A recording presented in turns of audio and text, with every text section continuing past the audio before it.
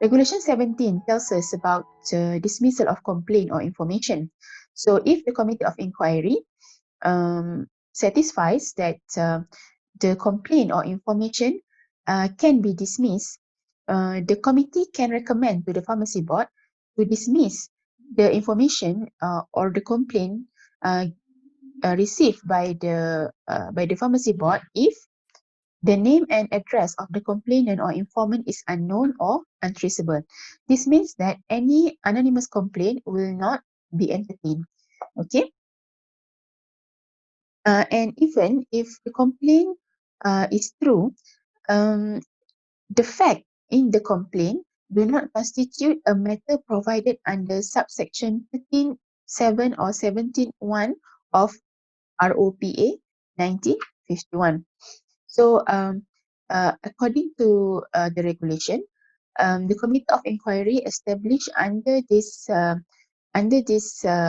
Act can only entertain complaint related to Section 13(7) or 17(1) of ROPA 1951.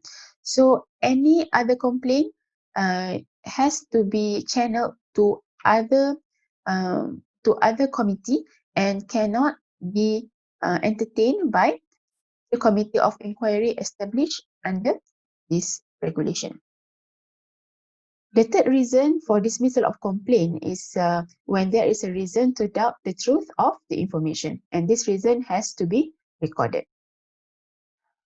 Regulation 18 is related to the inquiry by the pharmacy board.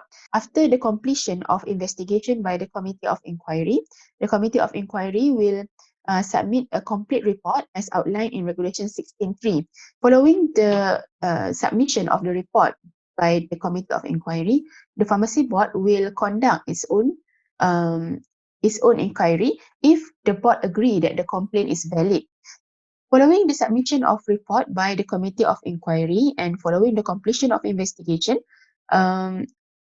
based on the recommendation by the Committee of Inquiry, if the Pharmacy Board agrees that the complaint is valid, the Pharmacy Board can send a charge to the registered pharmacist or body corporate, and in the charge, it will contain the fact of the complaint and request for the registered pharmacist or the body corporate to attend the inquiry by the board, and the notice will or the charge will tells the registered pharmacist or the body corporate that there is opportunity for them to be heard by the pharmacy board.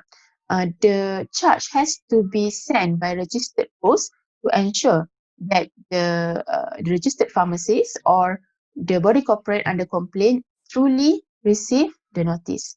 If the registered pharmacist or the body corporate fails to attend the inquiry, the board may proceed with the hearing of the case without them being there. Under such case, the registered pharmacist or the body corporate will lose the opportunity to be heard during the hearing.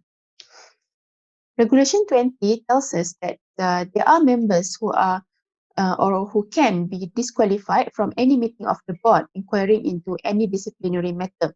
So if a member of the pharmacy board is either the complainant or is personally involved with any relevant information or fact regarding the complaint, he or she should not involve in any meeting or inquiry by the pharmacy board or committee of inquiry related to any disciplinary matter.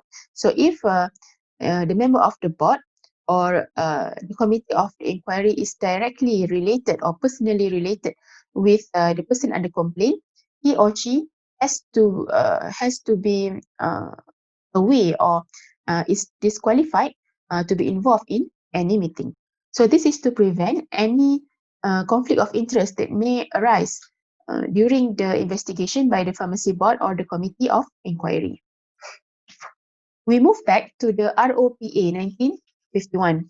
So Section 18 of ROPA 1951 tells us about the alteration in and erasure of name from the register. The registrar, who is the Director of Pharmaceutical Services, may insert, alter or erase the name or address of any registered pharmacist or body corporate from the register. This is as ordered by the pharmacy board, but any name being removed may be restored at any time by the direction of the pharmacy board. Section 18A describes on the punishments. So, okay. The board may, at the conclusion of an inquiry under Section 13.7 or Section 17.1, impose any of the following punishment. This sentence tells us that under this Act, only two offences can be convicted or can be punished under Section 18A. So, number one is offence under Section 13.7 and number two is under Section 17.1. According to Section 18A1, the punishment that can be imposed are as follows. Number one, removal of the name from the register. Suspend the name from the register for a certain period of time. And number three, reprimand the registered pharmacist or body corporate. Only these three punishment can be imposed under Section 18A1.